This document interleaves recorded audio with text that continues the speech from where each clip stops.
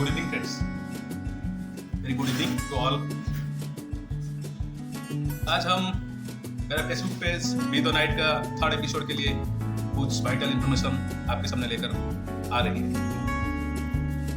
आज हम दिखेंगे इंडिया का इनकम टैक्स सिस्टम के बारे में, जो रिवॉल्यूशन आगे 2025 में आने वाला है।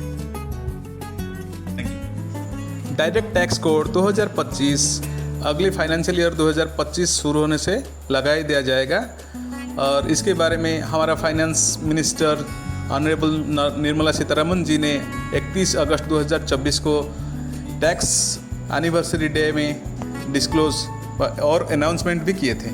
अब देखेंगे evolution of direct tax codes. Initially 2009 में यूपीए गवर्नमेंट में वो फ्रेम हुआ था, फिर उसको लोकसभा में 2010 में अपीयर प्रेजेंटेड किया गया था, लेकिन वो डिस्कशन बहुत सारा लंबा चला। उसके बाद फिर उसको रिकमेंड कर दिया गया था रिकमेंडेशन कमिटी को। फिर रिवाइज होने के लिए, वो फीडबैक के लिए 2013 में उसका जो स्टेक होल्डर्स है, जो ऑफिस, जो इंस्टीट्यूशंस स्टेक होल्डर्स उसमें अटैच है, उसको फिर रिकमेंड कर दिया गया था फीडबैक के लिए। फिर उसके बाद 2017 में 16 मेंबर्स कमेटी बनाया गया था, जो पुनर्बार ड्राफ्ट किए थे डायरेक्ट टैक्स कोड को। फिर 2024 21 अगस्त को ऑनरेबल फाइनेंस मिनिस्टर ने फिर अनाउंस कर दिए थे कि ये आगे लगने वाला है। Why this tax system needed, ये क्यों ज़रूरत पड़ा? सिंप्लीफाइड टैक्सेशन स्ट्रक्चर को इंडिया में इम्प्लीमेंट कराने के लिए ज़रूरत पड़ा। To integrate various department, various laws, ये जो बहुत सारा डिपार्टमेंट है, बहुत सारा लॉ है जो टैक्स के साथ लिंक्ड है, उसको जैसे wealth tax, other maturity taxes, dividends, company act, और बहुत सारा जो है रेंट से इनकम होता है, वो सब सारे को एक जगह इंटीग्रेट कराने के लिए ये ज़रूरत पड़ा। To make the tax most simpler और most conflict free for the tax payer, और सिंप्लीफाइड मैनर में होना चाहिए। To eliminate the exemptions multiplicity and gradually dispose the deductions for the improvement of tax base of the, मतलब tax payer का संख्या बढ़ाने के लिए, बेस बढ़ाने के लिए, जो अभी 2.2% है उसको 7.5% तक लेने जाने के लिए ये किया गया है। और टैक्स को very transparent, clear cut, dispute free कराने के लिए ये उद्यम हुआ है।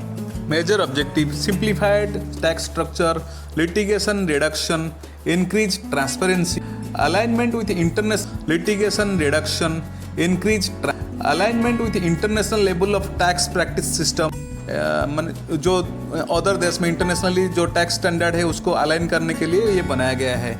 और फोकस ऑन कंप्लायंस, जल्दी कैसे कंप्लाई होगा टैक्स का डिस्प्यूट वगैरह, उसका स्वतंत्र स्टैट्यूटरी बॉडी बनाने का भी प्रोविजन रखा गया है। मैक्सिमम अल्टरनेटिव टैक्स जो कॉर्पोरेट के ऊपर लगाया जाता है उसको बढ़ा देने का कुछ ऑब्जेक्टिव रखा गया। इंट्रोड्यूसिंग गार, जनरल एंटी अवॉइडेंस रूल, जो टैक्स इवाडिंग के लिए उसको रक्षा करने के लिए, उसको टैक्स सेव करने, देश के लिए लाने के लिए वो गार का इम्प्लीमेंट होना। चलिए देखते हैं इन दोनों में मेजर डिफरेंसेस। इनकम टैक्स में financial year and assessment year दोनों था, हालांकि डायरेक्ट टैक्स कोड जो आने वाला है उसमें सिर्फ फाइनेंशियल ईयर रहेगा। रेसिडेंशियल स्टेटस को लेकर इनकम टैक्स में 3 सिस्टम था, रेसिडेंस, नॉन ऑर्डिनरी रेसिडेंट था। यहाँ ओनली 2 रहेंगे, resident, non resident. Tax audit system, वो इनकम टैक्स में चार्टर्ड अकाउंटेंट फार्म या चार्टर्ड अकाउंटेंट कर रहे थे, लेकिन डायरेक्ट टैक्स में chartered accountant, cost accountant and company secretary करेंगे। टैक्स ऑन डिस्ट्रीब्यूटेड इनकम में LIC म्यूचुअल फंड में टैक्स मैच्योरिटी में नहीं लग रहा था इनकम टैक्स में, लेकिन डायरेक्ट टैक्स सिस्टम में 5% टैक्सेबल होगा। 10 करोड़ से ज़्यादा इनकम करने वाले में इनकम टैक्स सिस्टम में 30% टैक्स लगता था, उस टैक्स के ऊपर फिर 15% सरचार्ज लगता था, लेकिन डायरेक्ट टैक्स कोड में ओनली 35% टैक्स लगेगा। डिविडेंड के ऊपर टैक्सेशन पर देखेंगे तो subjected to dividend distribution tax 15% चल रहा था इनकम टैक्स में, अभी ये डिविडेंड डिस्ट्रीब्यूशन टैक्स को छोड़कर 15% टैक्स लगाएंगे। अभी चलते हैं छोटा सा estimated calculation direct tax code के हिसाब से और प्रेजेंट की टैक्सेशन सिस्टम के हिसाब से, जो इनकम टैक्स के हिसाब से अब देख लेंगे शॉर्ट में। अभी जो हम चल रहा है, अभी जो ये फाइनेंशियल ईयर, ये इनकम टैक्स एक्ट 1961 के हिसाब से चलेगा।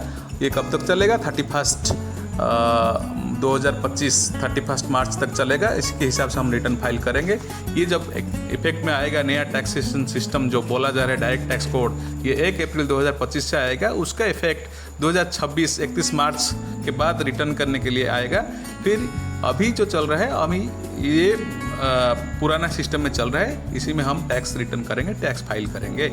जो ये चलेगा आगे आने वाला दिन में जो बजट ईयर 2025-26 के लिए है। बहरहाल आगे आने वाला सारे अपडेट आगे के दूसरे एपिसोड में कुछ क्लियर कट व्यूज़ आने के बाद